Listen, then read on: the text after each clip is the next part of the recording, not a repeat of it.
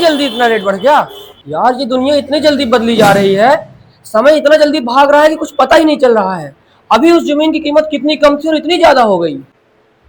हाँ भाई, तुझे तो पता है ना मेरे पापा कितने ओल्ड फैशन है, उनको कोई बात समझ में आती ही नहीं है। हाँ भाई, ऐसा ही करते हैं। चल ठीक है, तू रख फोन, मैं अपने पापा को लगा के पूछता हूँ। क्या हुआ सर? क्या बदला जा रहा है इतना जल्दी जल्दी जो आप इतना परेशान हो रहे हैं? हाँ सर, बताइए ना, कोई प्रॉब्लम है क्या? अरे क्या बताऊँ यार मेरी परेशानी, मैं अपने पापा के मनमानीपन से परेशान हूँ। क्यों सर, ऐसा क्या हो गया है? अरे यार, आज से 3 साल पहले की बात है। मैंने एक जमीन देखी थी और मैंने बोला था अपने पापा को इस जमीन को खरीद लेते हैं, लेकिन उनकी मनमानी के चलते उस जमीन को हम नहीं खरीद पाए। अरे सर, ये तो वही जमीन है ना जिसे हमने एक बार विजिट किया था।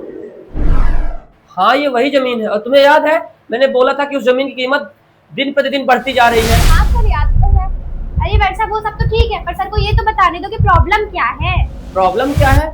तुमको मालूम है आज से 3 साल पहले उस जमीन की कीमत 30 लाख रुपए थी, लेकिन आज उस जमीन की कीमत 1 करोड़ रुपए से पार हो गई है। खैर, अगर मेरे पापा ने उस वक्त मेरी बात सुनी होती वो जमीन आज हमारी होती, ये सारा मुनाफा हमारा होता।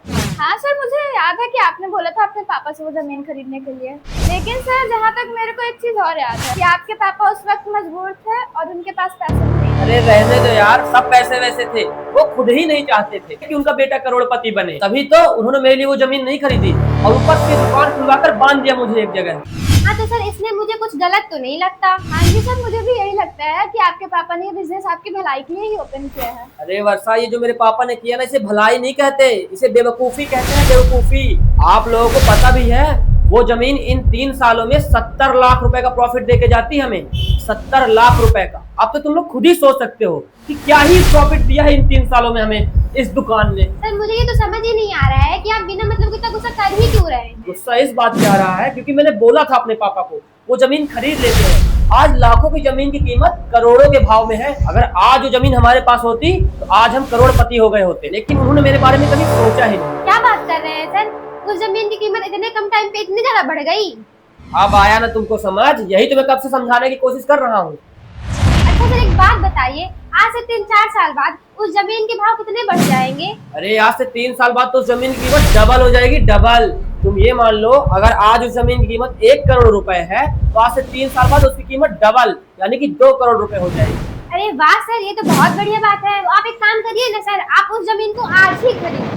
आने वाले टाइम में तो आपको बहुत बड़ा मुनाफा होगा, फिर तो आपकी जिंदगी आराम से कट जाएगी सर। फिर तो आप करोड़पति वाली लाइफ जिएंगे, समझ रहे हैं ना, करोड़पति वाली।